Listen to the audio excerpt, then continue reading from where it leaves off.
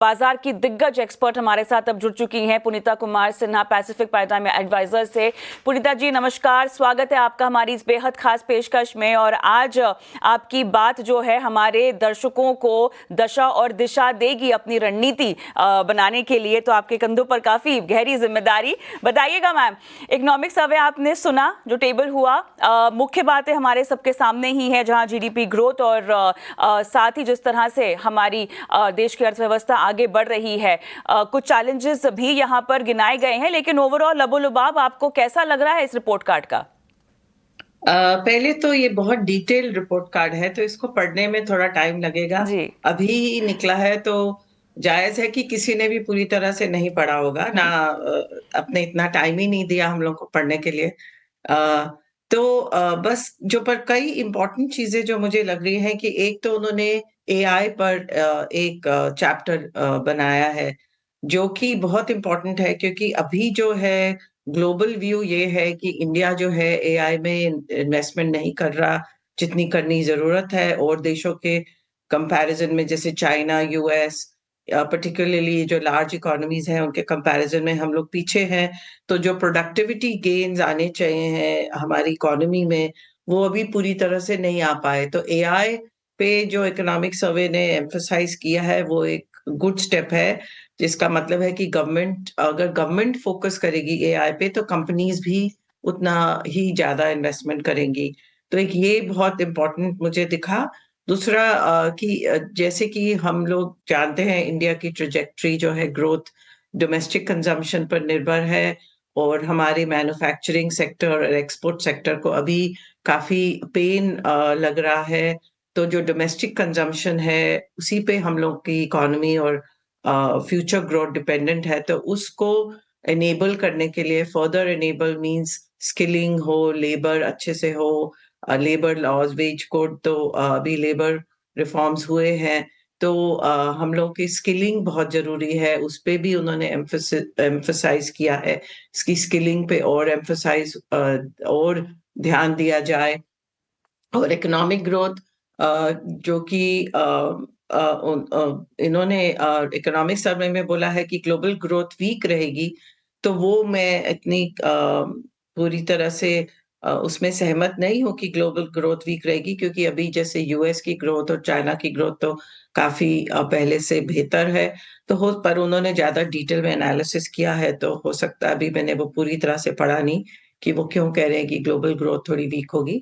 पर अगर इंडिया की ग्रोथ जो है हम ग्लोबल ग्रोथ बैकड्रॉप में भी वीक, उन्होंने इंडिया की ग्रोथ को पॉजिटिव लास्ट ईयर से ज़्यादा बेहतर नंबर्स उन्होंने दिए हैं। तो उसके लिए हम लोग को capex, investment, tax policies, FII, FDI, AI, इन सब चीज़ों पे ध्यान देना होगा, और उन्होंने धीरे-धीरे वो सब एड्रेस किए हैं। पर आपकी जो आखिरी पॉइंट है मैम, उसी पर मैं थोड़ा सा समझना चाहती हूँ। देखिए, मीडियम टर्म आउटलुक जो है ग्रोथ का, जो अनुमान जताया गया लगभग 7% के आसपास दर्ज किया गया है। अब इसका श्रेय हम कैसे, किसको जाता हुआ देख रहे हैं? कैसे ये जो है मीडियम टर्म 7% की ग्रोथ का आकलन किया जा रहा है? सरकारी कैपेक्स पर हम ज्यादा निर्भर होंगे, या आपको लगता है कि प्राइवेट इन्वेस्टमेंट अब यहाँ पर लीड लेता हुआ दिखाई देगा? देखिए, अभी प्राइवेट सेक्टर जो है वो बिना किसी रीजन के तो इन्वेस्टमेंट नहीं करता, क्योंकि प्राइवेट सेक्टर को अपने कंपनीज, अपने शेयर होल्डर्स, अपने बोर्ड से अप्रूवल लेना होता है कि भाई अगर हम कैपेक्स करें तो उसमें रिटर्न क्या आएगा और क्यों कैपेक्स कर रहे हैं। तो ऐसे जबरदस्ती तो कोई कैपेक्स नहीं करता प्राइवेट सेक्टर में। सरकार ही एक है जो कि टॉप डाउन कैपेक्स कर सकती है अपने बजट से एलोकेशन देकर। पर कंपनीज ऐसे बजट एलोकेशन से कैपेक्स तभी करेंगे जब उनको डिमांड दिखेगा, जब उनको लगेगा कि ये जो हम कैपेक्स कर रहे हैं इसमें से जो है हम उसको यूटिलाइज कर पाएंगे पूरी तरह से। तो ऐसे कंपनी स्पेसिफिक कैपेक्स हो सकता है धीरे धीरे बढ़े, पर उसके लिए ग्रोथ बढ़नी जरूरी है, और उसके लिए पहले गवर्नमेंट को ही वो ग्रोथ का जो है ट्रेजेक्टरी, गवर्नमेंट से थोड़ा थ्रस्ट आना ज़रूरी है। की तरफ से ही ग्रोथ का चक्का यहाँ पर इस तरह से आगे बढ़ना चाहिए। लेकिन मैम थोड़ा सा फिस्कल डेफिसिट के लक्ष्य की बात कर लेते हैं। FY 26 में लगभग 4.4% जहाँ पर मुझे दिखाई दे रहा है ये लक्ष्य रखा गया है। अब खर्च घटाने का ये जो मुश्किल फैसला है, किस क्षेत्र में हम जाता हुआ देखेंगे? सब्सिडी, वेलफेयर, या आपको लगता है कि कैपेक्स पर भी थोड़ी सी गाज गिर सकती है? ये क्या करेंगे सरकार, क्योंकि बैलेंस करना होता है, हर कॉन्स्टिट्यूएंसी को बैलेंस करना होता है। जैसे कि अगर ग्रोथ बढ़ानी है तो कैपेक्स भी जरूरी है, अगर वोटर्स को खुश रखना है तो वेलफेयर स्कीम्स भी जरूरी है। तो इसलिए सब कुछ बैलेंस करके ही चलेंगे। एग्जैक्टली किस पे ज्यादा एम्फसाइज करेंगे ये मैं अभी नहीं कह सकती। डाइवेस्टमेंट का टारगेट जो है पूरा नहीं हुआ है, इस बार क्या बदलेगा? PSU में हिस्सेदारी बेचने की बात जो है वो लगातार जस की तस बनी हुई है। इसको लेकर कितने अग्रेसिवली आपको लगता है कि आगे बढ़ना चाहिए? देखिए, मार्केट्स अभी स्टॉक मार्केट जो है इंडिया की थोड़ी वीक रही हैं, तो अगर वो PSU प्राइवेटाइजेशन, डिसइन्वेस्टमेंट करना भी चाहें, तो अभी उनको बहुत अच्छे रेट्स नहीं मिलेंगे। इसके लिए जो स्टॉक मार्केट है थोड़ी ज़्यादा अच्छी होनी चाहिए, और अभी FIIs तो काफ़ी सेलिंग ही कर रहे हैं। तो आई थिंक अगर करना भी है उनको प्राइवेटाइजेशन, डिसइन्वेस्टमेंट, वो तो ज़रूरी है करना, क्योंकि उनको हमेशा फंड्स की ज़रूरत रहती है सरकार को। पर आई थिंक वो इमीडिएट हरी में शायद नहीं कर पाएँगे, क्योंकि मार्केट्स अभी थोड़ी वीक रही हैं। मैम यहाँ पर एक जो विजन है, देखिए इसमें सर्वे में कहा गया है कि दुनिया की सबसे तेजी से बढ़ती अर्थव्यवस्था हम हैं, इस बात में कोई दो राय नहीं है। सरकार अपनी तरफ से रिफॉर्म्स की झड़ी लगा रही है, खपत को यहाँ पर एक तरह से बढ़ावा दिया जा रहा है। हमने बीते दिनों उसको लेकर भी बहुत पुश देखे हैं। लेकिन मैम सबसे बड़ा सवाल तो ये है कि अगर तेजी से अर्थव्यवस्था बढ़ रही है, प्रति व्यक्ति आय आज भी कम है, इसको कैसे पाटा जाए?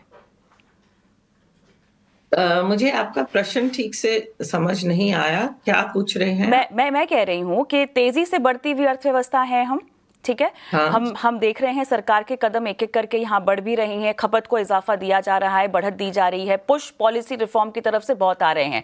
प्रति व्यक्ति आय की अगर हम बात करें, वो नहीं बढ़ रही है जिस तेजी से हम चाहते हैं कि बढ़ती हुई अर्थव्यवस्था की बढ़नी चाहिए। उस गैप को कैसे पाटा जाए? वो तो बहुत ही उसमें प्रोडक्टिविटी का बहुत ज़रूरी है होना। तो जैसे कि AI पर उन्होंने एम्फसाइज़ किया है, और स्किलिंग।